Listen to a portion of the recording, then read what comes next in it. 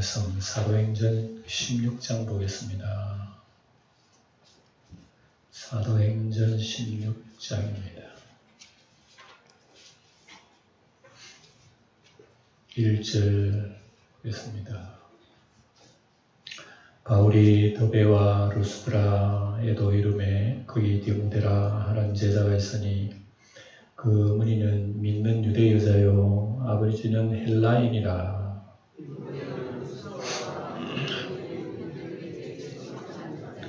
바울이 그를 데리고 떠나고자 할새 그 지역에 있는 유대인으로 말미암아 그를 데려다가 할례를 행하니 이는 그 사람들이 그의 아버지는 헬라인인 줄 다 알미르라.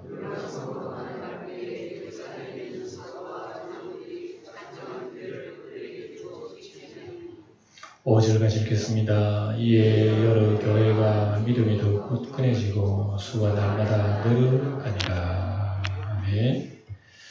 자, 오늘은 이제 16장까지는 1차 전도 여행 마치고 15장까지는 예루살렘 총회 마치고 드디어 16장에 두 번째 전도 여행을 떠납니다. 지도에 보시다시피 지금 바울 일행이 두 번째 전도 여행은 지역이 넓은 사도행전 14장은 1차 전도 여행 떠났고 15장은 예루살렘 총회, 16장은 2차 전도 여행입니다. 그래서 2차 전도 여행은 빌립보에서 저 유럽으로 건너가죠. 저 아시아에서 건너서 저 유럽으로 건너는 빌립보에서 개척을 시작함으로 유럽의 선교의 역사가 시작됩니다. 그래서 1절을 보면 바울이 더베와 루스드라에도 이름에 지난 1차 전도 여행에 했던 모습 다시 한번 쭉 훑어갑니다. 가고 거기에 루스드라에서 누구를 만났나? 디모데를 만났습니다. 라는 제자가 있으니 그의 어머니는 유대 여자요 아버지는 헬라인이라. 그래서 이 디모데를 만나서 아주 훌륭한 제자입니다. 바울은 1차 전도 여행을 지역을 다니며 전도하던 곳이죠. 그곳에서 디모데를 만납니다. 그래서 이 루스드라라고 하는 것은 우리가 보았습니다만 바울이 돌에 맞아 죽었던 곳이에요. 하여튼 어쨌든 주님이 살리셨습니다. 벌떡 일어서 병원도 가도 약도 바르지 않고 그날 바로 또 전도를 갔어요. 놀라운 일이 여러분 그냥 이게 아주 아무렇지 않게 기록이 되어 있어요. 성경에. 너무 놀라운 일 아닙니까? 바로 그런 경험이 있는 곳입니다. 그럼에도 또 들어가는 것이요. 정말 가기 싫을 거예요. 그래도 또 가는 거예요. 그러니까 이것은 보면 바울의 능력이 아니란 말입니다. 바울을 사로잡고 있는 주님의 생명 진리 길이라 있으니까 그러죠. 바울의 의지가 아니에요. 사실은 주님께서 힘 주신 거예요. 고린도전서 15장 보면 그렇게 얘기합니다. 내가 모든 사도보다 더 많이 수고했으나 내가 한 것이 아니요 했죠. 오직 나와 함께 하시는 하나님의 은혜로라. 자기가 능력 많이 가지고 막 무섭지도 않고 복음 전했다 그렇게 자랑하지 않고 이게 누구의 은혜로 이렇게 하느냐? 내가 아니다. 하나님의 은혜다. 참 놀라운 거 배웁니다. 하나님의 은혜가 아니면 우리 움직일 수 없어요. 우리 하나님의 은혜가 뭔가를 우리가 공부를 해야 되는 겁니다. 그게 하나님의 은혜구나. 이런 바울에게 디모데라는 좋은 제자가 생겼습니다. 참 그게 굉장히 어려움이 있었지만 그 어려운 곳에 이런 훌륭한 제자가 있었다니. 참 놀라운 얘기죠. 디모데 후서에 보면 그런 말이 나와요. 디모데는 정이 많고 젊은 청년인데요. 거짓이 없는 믿음을 가진 진실되고 충성스러운 사람. 바울은 그를 아들이라고 부르는 것이 나와요. 이런 청년을 만났습니다. 후계자죠. 그리고 우리의 믿음은 계속 바톤을 이어받을 수 있는 사람이 나와야 돼요. 우리 한국교회는 지금 점점 늙어가고 있습니다. 바톤을 받을 사람이 없어요. 큰일 났어. 이게 여러분 안 좋은 현상, 매우 안 좋은 현상이에요. 그리고 우리는 기도는 거기에 초점을 맞춰야 됩니다. 우리 영광교회도 지금 있는 세대 싹 다 지나가고 이 후 세대들이 이거 채워져야 될 거 아니에요. 그렇지 못한 현실이 정말 안타깝습니다. 답답합니다. 우리는 이걸 염두에 둬야 됩니다. 디모데의 모친은 외조모의 신앙의 영향을 많이 받았다 기록하고 있어요. 자기 외할머니, 외할머니가 어머니의 신앙이 되고 어머니의 신앙이 디모데가 이어받는 거죠. 그래서 디모데는 루스드라와 이고니온에 있는 형제들 칭찬받는 자니 그랬습니다. 아주 신앙이 돈독하다는 걸 알 수 있습니다. 주변에 평판이 좋은 사람, 바울은 이러한 자를 장로로 세우고 감독으로 세우라고 합니다. 나중에 이거는 에베소 교회의 감독이 돼요. 그러니까 하나님께서 숨은 일꾼들을 이미 키워놓는 겁니다. 그래서 바울은 그곳에 돌에 맞아 죽었지만 그래도 그곳에 이런 아름다운 일꾼을 발견했다는 거 하나님 은혜죠. 모든 일이 하나님이 이런 참 섭리대로 이루어져 가기를 바랍니다. 3절 바울이 그를 데리고 떠나고자 할새 그 지역에 있는 유대인으로 말미암아 그를 데리다가 뭘 했다고? 할례를 행하니 이는 그 사람이 그의 아버지는 헬라인인 줄 알미르라. 그러니까 이것은 바울은 그를 선교 동력자로 삼고자 함께 동행을 하는 거죠. 그래서 교회를 섬기는 모든 직분자들도 하나의 서로의 동력자입니다. 서로의 동력자고 협력자고 또 말씀을 이어받아야 할 사람들 다 하나의 지체로서 같이 움직이고 있습니다. 디모데에게 할례를 왜 행했느냐? 할례를 행하지 않아도 된다. 분명히 15장의 결정이 났어요. 초에. 났는데도 왜 디모데에게 할례를 행하여야 하느냐? 유대인들 때문에 그렇습니다. 유대인들 전도를 위해서. 유대인들 접근을 하려면은 유대인들 할례 받은 사람 받지 않은 사람은 상대를 안 합니다. 그래서 이 사람들을 위해서 어쩔 수 없이 할례를 하는 거죠. 하나님 명령이 아니고. 그래서 여기를 통해서 우리가 몇 가지 배우는 건 뭐냐 그러면 유대인들 무할례죠. 얘기하기 위해 거리낌이 없이 얘기할 수 있기 위해서 자기가 적어야 되는 거예요. 이런 마음을 배웁니다.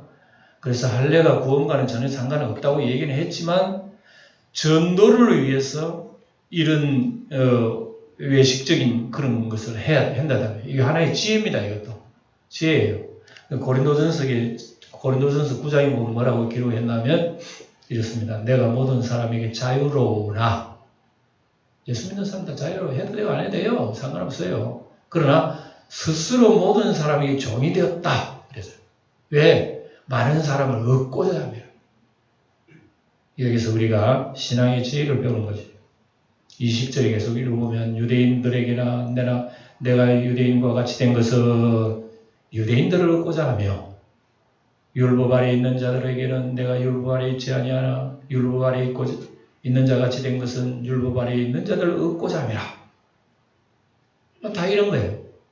여러분 어린아이 키가 작은 어른이 키가 큰 어른이 어린아이하고 요만한 어린아이하고 얘기하려면 어린아이가 폴딱 뛰어야 돼요. 어른이 앉아야 돼요. 그거 물어보는 거예요. 어른이 앉아야 돼. 어른이 앉아가 얘기해야 되는 거예요. 바로 그걸 생각하면 복음 전하는 이런 모습도 그래야 되는 거구나. 이거 알게 돼요. 그래서 율법 없는 자들에게는 내가 하나님께는 율법 없는 자가 아니지만 도리어 그리스도 율법 아래 있는 자이나 율법이 없는 자와 같이 된 것은 율법 없는 자를 얻고자 하는 바로 이런 얘기거든요. 내가 약한 자와 같이 된 것은 약한 자들을 얻고자 하며 내가 여러 모습이 된 것은 아무쪼록 몇 사람이라도 구하고자 하며 그러니까 할례가 기중한 건 아니지만 할례로 말미암아 복음을 받지 못하는 그 사람이 내가 할례 받아야 되는 거 이해가 되겠죠? 바로 이런 것이 그 당시 바울이 복음 전하는 지혜였다 라는 걸 알게 됩니다. 자, 그래서 바울은 구원을 위해서 모든 사람이 눈높이를 맞췄다는 걸 알 수 있습니다. 이거 지혜입니다. 이건 꼭 어떤 그게 필요하다는 것이 아니라 지혜입니다. 그래서 전도자는 자기 방식, 자기 문화 습관을 강조하면 안 됩니다.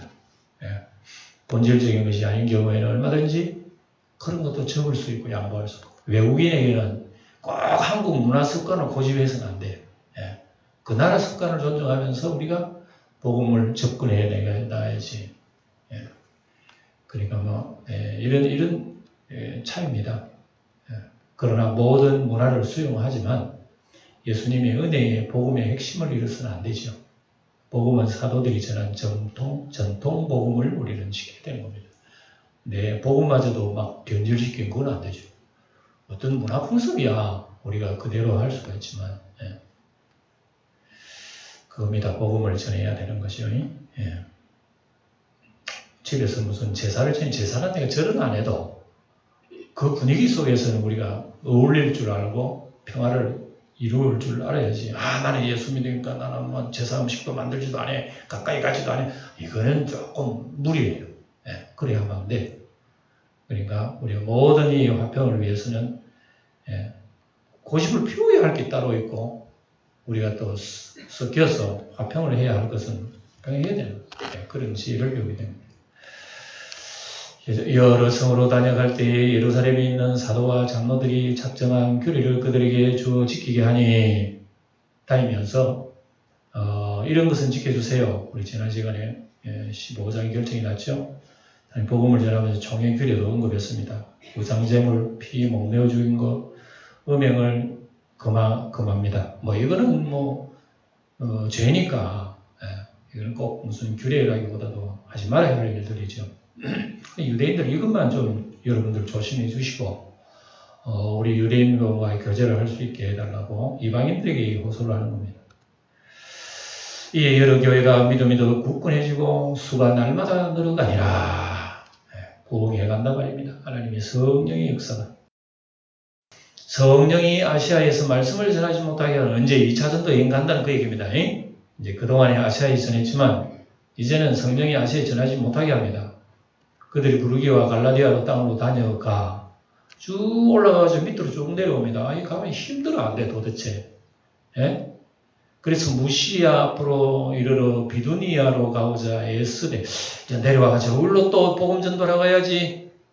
그래 올라가려고 하는데 어려워요. 예수의 영이 허락을 안 하는 거예요. 이 예수의 영이 허락을 안 했다는 것은 주님이 더 이상 아시아에 복음을 전하지 못하게 하는 겁니다. 그래서 주님 나한테 가지마 그게 아니에요. 전도하는 자가 어려움을 겪었다 그 얘기입니다. 주님이 나타나지 말씀은 안 했습니다. 가지마 그런 얘기는 안 했는데 전도하는 게 굉장히 힘들었다는 겁니다. 더 이상 직접 음성으로 명령하지 않고 바울 일행이 전도하는데 고생을 많이 했습니다. 고생 많이 했어. 그래서 이것은 주님이 뜻이 아니다 하고 방향을 바꾼 거예요. 그래서 전도의 결실은 별로 없고 힘들고 고생하게 되니까 이 길이 아니구나. 빨리 바꿔야 되겠다.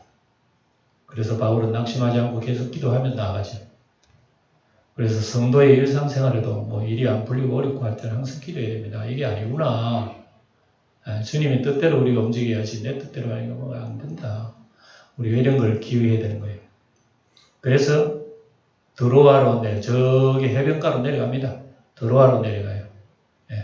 해변가로 가가지고 그게 밤에 환상이 나타났습니다. 바울에게 마게도냐 사람이 하나가 환상 중에 서서 손짓을 합니다. 이르되 마게도냐로 건너와서 우리를 도우라 하고 오라는 겁니다. 그래서 마게도냐는 로마의 물질 문명 속에 아주 풍요해요. 이제 드로아라고 하는 지도 보면 거기 그다음 저기는 유럽이고 여기는 아시아예요.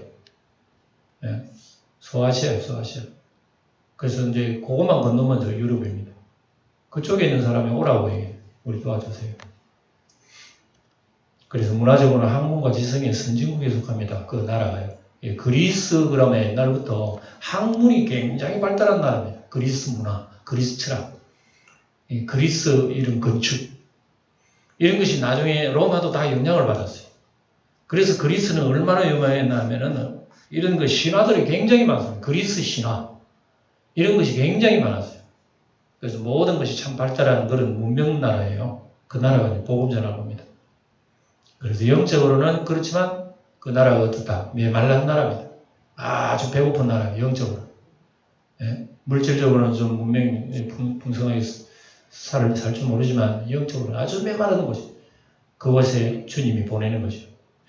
우상숭배도 많고 점쟁이도 많고 미신이 굉장히 심합니다. 그 나라. 그러니까 여러분 우리가 세상 끝날까지 아무리 문명이 발달해도 점쟁이 미신은 그대로 있어요. 세상 끝날까지 있다니까.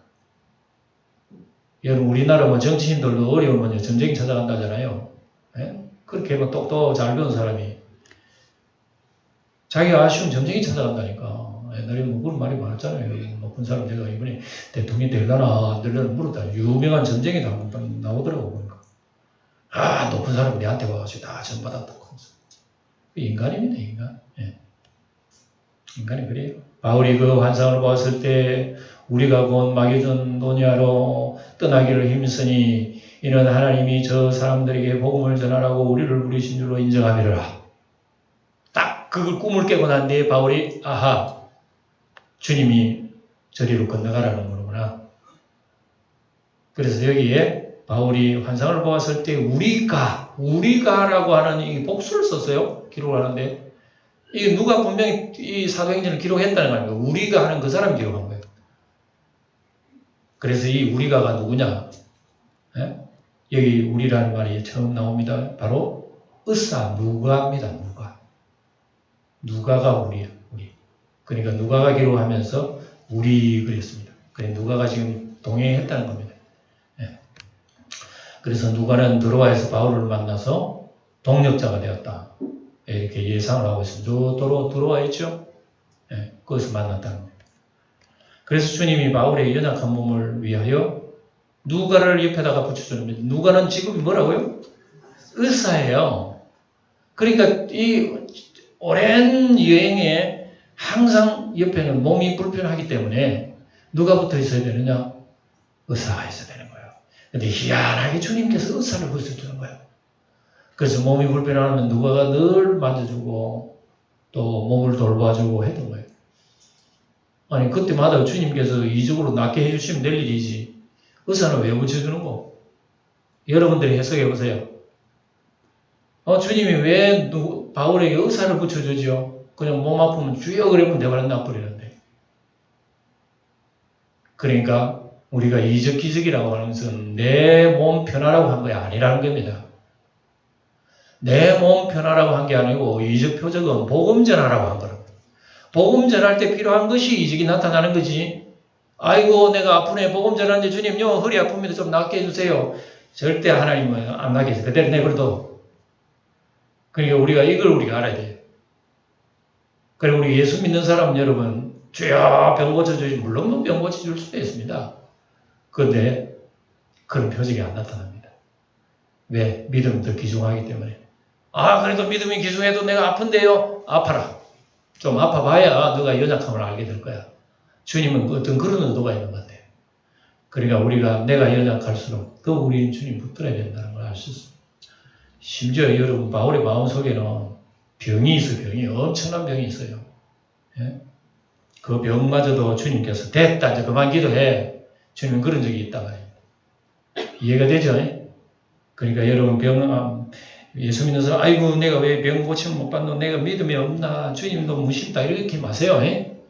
다 그것도 여러분 우리 주님의 계획 속에 있는 거예요. 그걸 그대로 인정하세요. 인정하시고 그래도 주님 바라볼 때 주님 더 기뻐하시는 거예요. 나는 너를 꼭 병낫게 해줘야 너는 또 주야로 감사 찬송하나? 병낫게 안 해줘도 나를 한번 사랑해봐. 아마 주님께서는 그렇게 말씀하시는 것 같아요. 그래 바울은 이 환상이 주님의 뜻인 줄 알고 순종합니다. 우리가 드로아에서 배를 타고 떠나 사모드라게로 직행하여 이튿날 의대로 네아폴리로 갔습니다. 저기 지도에 보면 다 나오죠. 그 배 타고 거리로 네아폴리로 갔습니다. 거기서 어디로 가냐? 빌립보 지방으로 올라갔어요. 마게도냐지만 첫 성입니다. 또 로마의 식민지라 이 성에서 수일을 유하다. 가기는 갔는데 막막한 거예요. 도대체 누구한테 전도해란 말이고 누구한테 전도해란 말이고 막막해요. 그래서 주님께서 순종하여 갔지만 아무도 환영자 빌립보에 환영하는 사람이 없는 거예요. 참 막연하죠. 참 옛날에는 진짜 막연했습니다. 요즘이야 뭐 선교사가 먼저 전해가지고 거기 믿는 사람이 있으면 또 여기 가고 저기 가고 하지만 옛날에는 막 그냥 맨 땅에 헤딩하는 거. 그러니 참 막연합니다. 그리고 환상 속에 선지자던 사람도 뭐 바보 그 사람이 누굴까 뭐 사람도 없어요. 막막한 거예요. 수일 동안 마치 광야의 사막같이 그렇게 사도 바울은 거기에서 지났다는 거예요. 그러니까 우리가 이걸 보면 막 덮어놓고 막 문이 착착착착 열린 게 아닙니다. 고생 많이 했습니다. 그런 사람들. 주님께서 천천히 때가 되어서 주님이 인도하시는 거예요. 그런 때는 조그맣게 문 열어주고, 그런 때는 어려움 주고, 다 그렇게 하시는 거예요. 대부분이 하는 게 아닙니다.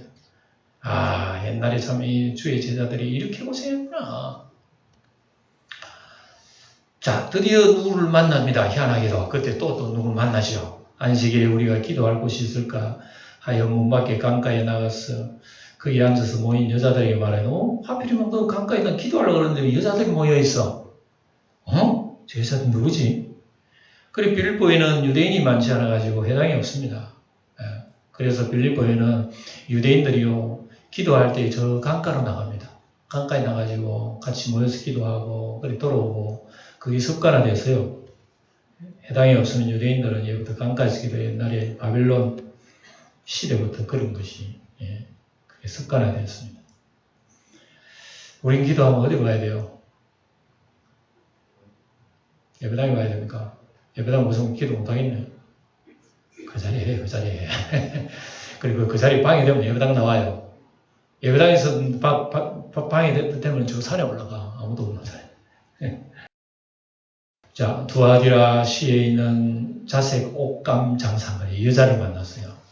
장사로서 하나님을 섬기는 루디아라고 하는 여자랑 말을 듣고 있을세 그 여자들한테 복음을 전했는데, 희한하게도 루디아라고 하는 여자가 눈이 동그래가지고 집중력이 아주 좋은 거예요.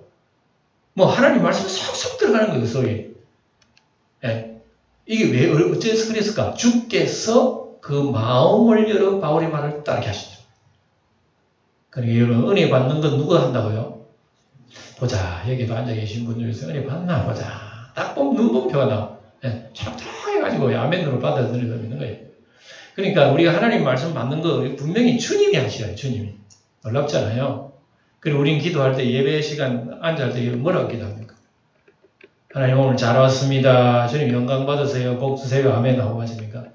반드시 이것도 기도해요. 하나님 오늘 말씀이 내 마음속에 들어오게 하시고 내 마음속에 받아들이게 하옵소서. 알게 하옵시고 은혜 받게 하옵시고 또 복음 전하는 자에게 하나님께서 지혜를 주시고 쉽게 알아듣게 할 말씀 주세요. 기도해야 됩니다. 바울이 아마 여기 가기 전에 기도했을 겁니다. 하나님 오늘 복음 전하는 자를 만나게 해주시고 만나는 그 사람 마음문 열게 해주세요. 기도했을 거예요. 그러니까 이게 다 열리잖아요. 두아데라 출신, 두아데라 저기 보면 나와요. 지도 보면 두아데라 교회 나오죠. 하나님 믿는 여자 옷장상이에요. 옷장상.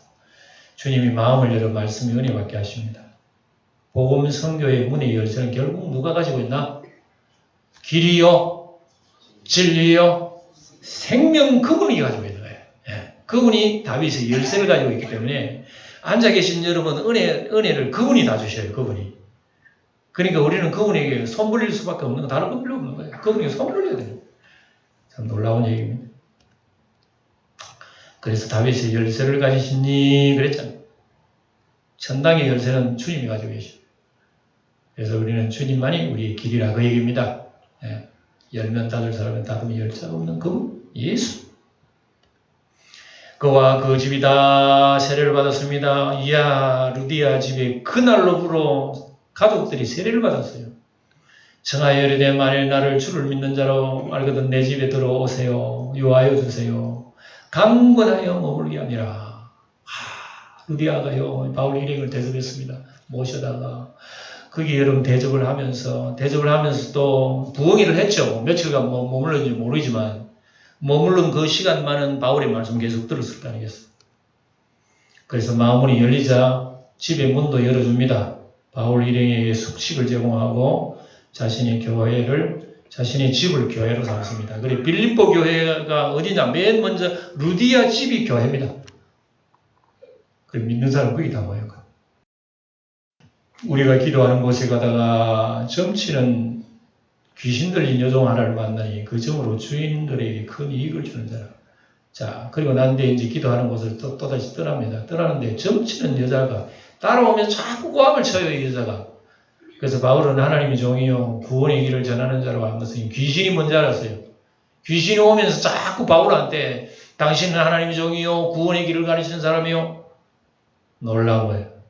여러분, 예수님 당시에도 그라사 귀신도 예수님을 먼저 알아봤어요. 사람들은 모르는데 귀신은 예수님을 먼저 알아봐. 그러니까 귀신이 뭐처럼 한다? 진짜 귀신처럼 하네. 귀신은 한다니까. 여러분, 귀신은 내 믿음이 내가 좋은지 안 좋은지 잘 모릅니다. 그런데 우리 주변에 어른거리는 귀신은 난 더 잘 알아. 저 사람 믿음 있는 사람 없는 사람 귀신이 더 잘 안다니까. 그러니까 예수님 딱 보고 사람들은 예수님 몰라. 그러니까 귀신이 알아. 야, 이 귀신이 이 목사인 줄 알았는지 모르겠습니다. 예. 엉터리 아닌가. 그가 바울과 우리를 따라와 소리질러 이르되 이 사람들은 지극히 높은 하나님의 종으로 구원의 길을 너에게 전하는 자라고 얘기하는 거예요. 좋은 소리요, 나쁜 소리요? 좋은 소리, 나쁜 소리 분명히 얘기해봐요. 내가 두 번 질문하면 여러분도 입이 쑥 들어가더라. 대답을 잘 해놓고 내가 또 한 번 더 물으면 답 안 하더라. 이게 좋은 소리, 나쁜 소리요? 이런? 아니, 사실은 사실대로 얘기하는 건 좋은 소리 아니에요. 귀신이 소리를 높여 얻어 소리를 질러 하나님의 종이요 구원의 길을 너에게 전하는 자라 그러면 사람들이 아멘 하고 믿어요. 지금요 귀신이 복음 전한다니까. 세상에는 귀신이 전도하는 건 안 들어만. 예수님이 전해도 안 믿는데 귀신이 전하면 누가 믿겠어요? 그리고 귀신이 지식은 놀랍지만 딱 빠진 게 있어요. 자기는 안 믿는 거야. 그게 명제예요. 귀신 자기는 알지만 자기는 안 믿어. 여러분 복음 전하는 사람 자기는 안 믿고 난 믿어라 하는 사람은 아무리 전도 왜 안 믿습니다. 믿음과 순종이 없다는 얘기죠. 18절에 이같이 여러 날을 하는지라. 자, 왜 귀신이 이렇게 나쁜가 그러면 같은 말을 어떻게 계속 여러 날 하는 거예요. 바울이 그 소리를 듣고 즐거웠다 괴로웠다. 왜 계속 이 복음 같은 말씀하는데 왜 괴로울까요? 믿음 없는 사람이 하는 소리는 괴로운 소리요. 믿습니까? 자기도 믿음이 없으면 자꾸만 말이죠. 예? 이정이 참 설교자도 두려운 거예요. 자기는 안 믿으면서 자꾸 교인들한테 믿으라고 하면 이게 듣기 싫어. 예? 그러니까 여러분 이게 귀신의 괴락이래 괴락. 같은 소리를 자꾸 해보면 사람 매가리가 빠져버려요. 다른 사람한테 전도할 힘이 없어져 버려요. 예? 그래서 귀신에게 돌이켜 안 되겠다. 귀신을 쫓아내버려. 그 귀신에게 이르되 예수 그리스도 이름으로 내가 내게 명하노니 내게 거기서 나오라. 귀신이 즉시 도망. 이 여인이 정신 바짝 차리거죠. 믿음이 없는 지식은 선하지 못합니다. 그래서 귀신의 지식은 지식일 뿐이죠. 하나님 나라는 지식으로 가는 게 아니라 말입니다. 생명으로 생명. 믿음 없는 지식은 선하지 못하다. 난리 났네, 난리 났어요. 빌립보 그 일 때문에 난리 났어요. 19절을 우리 다 같이 읽어봅시다. 시작. 여종의 주인들은 자기의 수익의 소망이 끊어진 것을 보고 바울과 실라를 붙잡아 잠터로 관리들에게 끌어갔다가, 자, 여기 나오죠. 이 귀신 들린 여자는 여자를 통해서 수익을 창출하는 이런 그 악당들이 있는 거예요. 이 여자를 이용해가지고 그 여자가 점 쳐주면은 그 여자가 들어오는 수입을 챙겨가지고 배분을 합니다. 예. 아주 불쌍한 여자입니다. 받으려면 지 혼자 다 받고 자기 혼자 써야 할 일이지. 그 위에 주인이 있단 말입니다. 이 여자를 이용하는 주인이. 그만큼 세상은 사간이. 예. 그래서 돈줄이 끊어진 것을 악덕 포주들이 가만둘 리 없지. 이게 큰일 났다. 예. 그래 이제 바울을 일행은 여기서 이제 박해를 당하는 거예요. 상관들 앞에 데려와가지고 이 사람들이 유대인인데 말이야. 우리 성을 심히 요란케 한다고. 돈줄이 끊어진 이유가 성을 소락했다는 죄로 말하고. 이 사람이 얼마나 악합니다. 성을 요란케 했다는 거예요. 자기 돈, 솔직히 얘기해야 되는 겁니다. 아이고, 우리 돈줄이 끊어졌기 때문에 이렇게 얘기해야지. 자기들은 성을 요란케 했다고 해요. 성을 되게 사랑하네, 진짜. 이런 거짓말을 한다고 합니다. 인간이 악입니다. 인간이. 로마 사람인 우리가 받지도 못하고 행하지도 못할 풍속을 전한다 하거늘 자신들의 욕망을 숨겨 기독교를 악한 풍속이라고 합니다. 그러니까 여러분 그 당시에는 예수의 복음이 이렇게 힘든 거예요. 이렇게 힘든 거예요. 무리가 일제히 일어나 고발하니, 그러니까 그 여자를 뿐만 아니라 다른 사람도 그와 비슷한 사람들이 많았다는 얘기입니다. 그러니까 그 여자를 이용해가지고 이 악덕 포도들이 그 당시 많았다는 얘기를 우리가 알 수 있습니다. 22절에 보면 일제히 일어나 고발했다는 것은 이 주인 말고도 다른 주인들, 다른 사람도 많았다는 얘기입니다. 전부 다 그런 짓 하고 돈 벌고 살아요. 빵 먹고 살아요. 악덕 포도들, 이런 사람. 큰일 났어요. 그래서 상관들은 옷을 찢어 벗기고 매로 치라 그러고 뭣도 모르고만 상관들, 우리 이 관원들이, 법관들이요. 와, 그 당시만 해도 이 사회가 이런 사회입니다. 막 물어보지도 않고, 뭐 치라고 잡아다가 치 뿌리고 재판도 없어요. 그 당시에는. 그러니까 그만큼 옛날에 그 그리스 헬라 지방이, 뭐 학문은 뭐 앞서간지 모르지만, 민주화가 안 된 거예요. 굉장히 뒤떨어진 후진국입니다. 그래서 많이 때렸습니다. 옥에 가두고, 간수에게 던들, 명하에 던들이 지키라. 그러니까 갇혀버린 거예요. 옥에 갇혀. 옥에 갇혔죠. 그가 이러한 명령을 받아 그들은 깊은 옥에 가두고 그 발을 착고에 던들이 쳐. 세상에 물어보지도 않고 재판도 하고 이런 경우가 어디 있나 세상에. 북한만 그런 북한만. 그런데 한밤중에 바울과 실라가 기도하고 하나님을 찬송하며 제수들이 듣더라. 강합니다. 예. 바울의 마음속에 계신 예수님이 더 강하니까 이렇지. 찬송이 어디 나오고 기도가 어디 나옵니까? 거기에서. 예. 그리고 환경과 처지를 이겨나갈 수 있는 장애물이 없다. 우리 새벽에 배웠습니다. 주님의 말씀을 우리가 가지고 있는 사람, 마음이 평안한 사람은 장애물이 없을 것이라고 새벽에 얘기했습니다. 그러니까 사도 바울의 일행은 하나님 평안이 있으니까 매를 맞고 감옥에서도 찬송 소리 나오는 것이에요. 오히려 지금 매를 맞아 기쁜 찬송이 나옵니다. 예수님의 고난에 참여할 수 있다는 감사한 거예요. 예, 바울은 아마 매를 맞으면서 고난 나가면서 감사한 거예요. 주님 감사합니다. 나 같은 죄인을 이리 고난에 참여할 수 있게 하다니 감사합니다. 고난 받는 것만 해도 감사한 거예요. 놀라운 믿음이죠. 예. 그래서 마태복음 5장으로 예수님이 하신 말씀이 있어요. 나로 말미암아 너희를 욕하고 박해하고 거짓으로 너희를 거슬러 모든 악한 말을 할 때는 너희에게 복이 있나니. 예수님 팔복석에서 말씀하셨죠. 예수님이 이런 사람 복이 있다. 복이 있다. 기뻐하고 즐거워하라. 하늘에서 너희 상이 큽니다. 너희 전에 있었던 선지자들도 이같이 다 박해받았다. 이 얘기하고. 오늘 우리는 무슨 박해받아야 되겠어? 다른 거 없어요. 박해하는 사람이 있어야 박해를 받지. 근데 오늘날은요, 불편을 감당하는 게 박해입니다. 여러분, 예수 믿을 좀 힘들고, 좀 귀찮고, 좀 불편하고, 그런 거, 그게 일종의 작은 박해.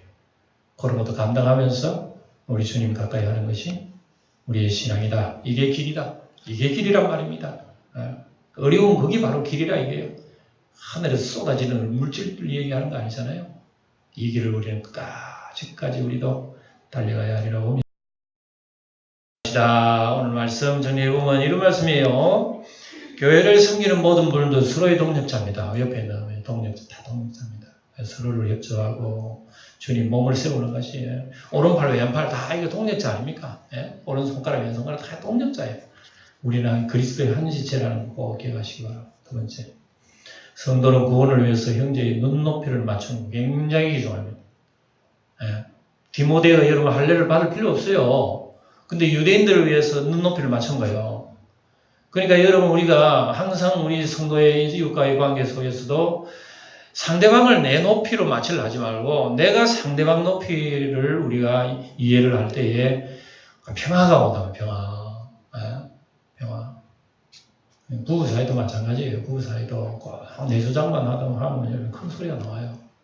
서로가 서로의 눈앞을 잘 이렇게 이해하면요. 어디든지 그리스도의 평화가 나타나는 거예요. 성도의 일상생활에도 안 풀릴 때는 꼭 기도해야 됩니다. 예. 바울 사도도 전도하다 보면 안 풀리는 거야. 이거 괴로운 거야. 그렇게 기도하고 잠을 자니까 주님께서 다 가르쳐 주시는 거예요. 예. 여러분 힘들고 어려울 때에 하나님 앞에 여러분 늘 가까이 해야 되는 거예요. 네 번째는 복음 선교의 문의 열쇠는 결국 주님 손에 있습니다. 바울이 종이긴 하지만 바울이 열은 거 아니에요. 전부 주님. 그러니까 주님이 나를 통해서 열 수 있도록 우리는 하나님을 의지해야 됩니다. 여러분들을 통해서 누가 구원을 어떻게 받을지 몰라. 여러분들 문 잠그지 말고 주님이 놓고 하면 여러분 신경 열어드리세요. 내가 두드린다. 너희가 문을 열면 내가 너와 더불어 먹고 마시니까 너를 통해서 내가 일을 한다는 얘기예요. 우리가 주님의 마음을 우리의 마음속에 받아들일 때 우리를 통해서 이런 일을 하신다. 5번째, 믿음이 없는 지식은 선하지 못해. 귀신을 볼 때, 귀신이 왜 귀신이냐? 귀신처럼 알지만은 믿음이 없다는 거 한 가지입니다. 그걸 우리가 배울 수 있어요. 마지막에는 예수님의 고난에 동참할 수 있다는 자체가 감사합니다. 그러니까 우리가 예수 믿다가 어려움, 힘들고 괴로운 거, 그거 다 감사할 일이라. 그런 걸 기억하면서 항상 그리스도 안에 승리하는 우리 성도 같이 기도하고 마칩시다. 다윗의 열쇠를 가지신 주님, 주님의 나라가 이 땅에 이루어지게 하옵소서. 바울의 2차 전도를 시작하면서 합당한 전도 동력자를 만나게 해주시고 유럽으로 건너가 마게도냐의 첫 성인 빌립보에서 루디아를 만나 결실하게 된 것은 다윗의 열쇠를 가지신 주 예수님이 손에 있는 줄 믿습니다. 우리도 신앙생활 힘들 때마다 기도하며 주님의 인도를 받을 때까지 인내하며 믿음과 소망을 잃지 않게 하옵소서. 주님의 고난에 동참하는 것으로 기뻐할 수 있게 하옵소서. 우리 주 예수님의 이름으로 기도하옵나이다. 아멘.